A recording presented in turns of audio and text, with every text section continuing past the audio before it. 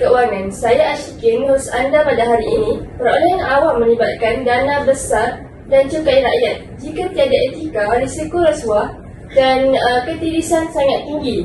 Hari ini kita akan bedah dua kes besar, iaitu skandal LCS di Malaysia dan kes Eskom di Afrika Selatan. Bersama saya 4 panel yang pakar. Apa khabar semua? Baik. Baiklah, sebelum kita pergi ke segmen yang lebih jauh, bolehkah Afifah saya minta terangkan sedikit kenapa etika ni sangat kritikal? Terima kasih Syekil. Etika ini sangat penting sebab ia menjadi komponen dalam membuat keputusan, terutamanya melibatkan duit rakyat. Bila pegawai berpegang pada etika, keputusan dibuat secara adil, telus dan fokus kepada value of money. Ia juga bantu elakkan konflik kepentingan dan campur tangan yang tidak sepatutnya. Tapi bila etika diabaikan, proses perolehan mudah dimanipulasi, laporan audit boleh diputarkan dan kepercayaan rakyat boleh terhakis. Dan inilah yang kita boleh lihat dalam beberapa kes besar di Malaysia, termasuklah skandal LCS yang akan kita bincangkan sebentar lagi. Baik, jelas. Jom kita masuk ke segmen pertama dan lihat bagaimana isu etika dan accountability ini berlaku dalam konteks kes LCS di Malaysia. Kita mulakan dengan kes tempatan yang sangat memberi kesan kepada kepercayaan rakyat terhadap pengurusan keuangan kerajaan, iaitu projek Literal Combat Ship atau LCS. Alina, bolehkah awak kongsikan secara ringkas apa yang berlaku dan mengapa kes ini dikaitkan dengan isu integriti? Terima kasih Ashikin. Projek LCS merupakan projek pertahanan Malaysia bernilai kira-kira 9 bilion ringgit yang bertujuan untuk meningkatkan keupayaan tentera laut di Raja Malaysia. Namun begitu, walaupun kerajaan telah membayar kira-kira 6 bilion ringgit, tiada sebuah kapal pun yang berjaya disiapkan mengikut jadual yang telah ditetapkan. Keadaan ini jelas menunjukkan kegagalan dalam menguruskan dana awam secara beretika dan accountability. Adakah isu ini berpunca daripada masalah teknikal semata-mata? Tidak. Laporan Jawatankuasa Kira-kira Wang Negara (PAC) mendapati wujud perubahan reka bentuk kapal tanpa kelulusan yang sewajarnya, kelemahan kawalan dalam dalaman serta campur tangan pihak tertentu dalam keputusan perolehan. Perubahan ini menyebabkan kos projek meningkat sehingga melebihi 11 bilion ringgit, sekaligus mencerminkan kegagalan tadbir urus dan integriti dalam menguruskan sebuah projek. Baiklah, soalan seterusnya, bagaimana kes ni mencerminkan isu integriti yang lebih luas dalam sektor awam Malaysia? Kes LCS selari dengan dapatan laporan Ketua Audit Negara yang sering melaporkan isu berulang seperti ketidakpatuhan perolehan, kelewatan projek dan pembayaran tidak selaras dengan kemajuan kerja. Selain itu, statistik SPRM menunjukkan bahawa kes rasuah berkaitan perolehan awam merupakan antara kes yang paling banyak disiasat setiap tahun. Ini membuktikan bahawa sektor perolehan masih terdedah kepada risiko salah guna kuasa jika etika dan kawalan tidak diperlukan. Jadi, apakah pengajaran utama daripada kes LCS ni? Pengajaran paling jelas ialah kegagalan integriti di peringkat pengurusan boleh membawa kepada pembaziran dana awam dan menjejaskan kepercayaan rakyat. Tanpa pemantauan berkesan dan tindakan tegas, projek berskala besar berisiko gagal walaupun melibatkan peruntukan yang besar. Isu etika di dalam perolehan ini sebenarnya bukan masalah terpencil di Malaysia sahaja. Di peringkat antarabangsa pun kesannya boleh jadi sangat besar. Contohnya di Afrika Selatan, syarikat utility gergasi Eskom hampir lumpuh akibat skandal integriti. Jadi Anis, bolehkah saya minta untuk Anis kongsikan apa sebenarnya yang berlaku? Boleh Ashikin, kes Eskom ni dikenali sebagai state capture di mana dalam kes ni keputusan perolehan syarikat dimanipulasi untuk memperkayakan kroni politik, khususnya keluarga Gupta. Mereka menyalahgunakan pengaruh untuk mendapatkan kontrak bernilai berbilion rand melalui rasuah, campur tangan politik dan amalan perolehan yang tidak tulus. Wah, seriusnya? Jadi bagaimana kesan manipulasi yang berlaku terhadap Eskom sendiri? Kesan dia sangat besar. Eskom mengalami kerugian sehingga 14.7 bilion rand dan pada tahun 2025, siasatan oleh Special Investigative Unit SIU mendedahkan skem invoice palsu bernilai 1 bilion rand yang melibatkan pekerja dalaman Eskom sendiri. Malah, ratusan pekerja didapati mempunyai kepentingan perniagaan dengan pembekal yang jelas menunjukkan konflik kepentingan dan kegagalan etika. Jadi ini bukan sekadar memberi masalah keuangan semata-mata, tapi memberi kesan kepada rakyat juga. Betul, kes Eskom ni jelas menunjukkan bahawa berlaku kegagalan etika, accountability yang lemah serta penyelewengan dalam proses perolehan keseluruhan yang menyebabkan keseluruhan sistem organisasi boleh runtuh dari dalam. Walaupun audit masih dijalankan, rekod kawalan dalaman Eskom kekal lemah dan isu yang sama terus berulang tanpa tindakan pembetulan yang berkesan. Akibatnya, keputusan perolehan menjadi berat sebelah, projek tergendala, bekalan elektrik terganggu dan akhirnya rakyat yang menanggung kesannya serta rakyat juga akan kehilangan kepercayaan terhadap institusi awam. So, daripada kedua-dua kes yang telah kita bincangkan, terdapat beberapa penemuan utama yang sangat jelas. Pertama, dari sudut kelemahan etika. Ramai pegawai yang gagal menjaga integriti, berlaku konflik kepentingan dan ada yang terlibat dengan rasuah.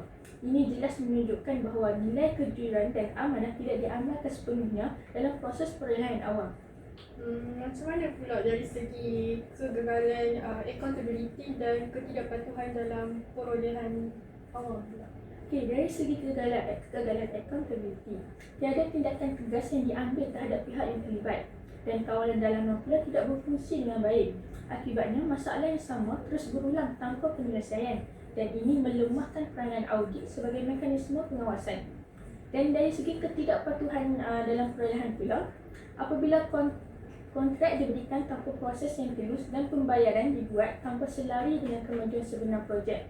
Kesan daripada semua isu ini sangat besar. Negara mengalami kerugian kewangan yang tinggi, projek awam menjadi lewat dan yang paling penting, rakyat hilang kepercayaan terhadap institusi kerajaan. Bila mana kepercayaan rakyat terhakis, ia bukan sahaja menjejaskan reputasi kerajaan tapi juga melemahkan sokongan terhadap pembangunan negara. Dan perkara ini juga bagi pengajaran untuk semua negara termasuk Malaysia, yang mana kita boleh belajar bahawa integriti dan accountability bukan sekadar formaliti tetapi asas yang penting untuk memastikan projek awam berjalan dengan lancar dan rakyat mendapat manfaat yang sebenar. Setuju? Baiklah, lepas ni kita akan bincang macam mana kita boleh perbaiki sistem perolehan awam supaya lebih kukuh berdasarkan dua kes ini.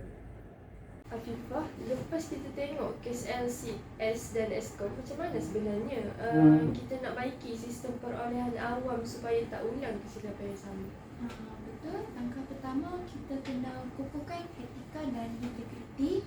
Pegawai perlu faham nilai amanah dan keputusan perolehan untuk kepentingan rakyat. Selain itu, latihan etika berkala dan pemantauan prestasi boleh bantu kurangkan salah guna kuasa. Jadi bukan setakat suruh ikut peraturan, tapi pastikan pegawai memang faham tanggungjawab mereka. Ya, tepat.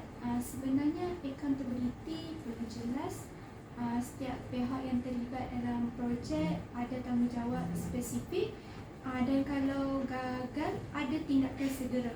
Kita juga perlu pastikan kawalan dalaman dan audit berfungsi, bayaran ikut kemajuan projek dan audit diikuti dengan tindakan pembetulan.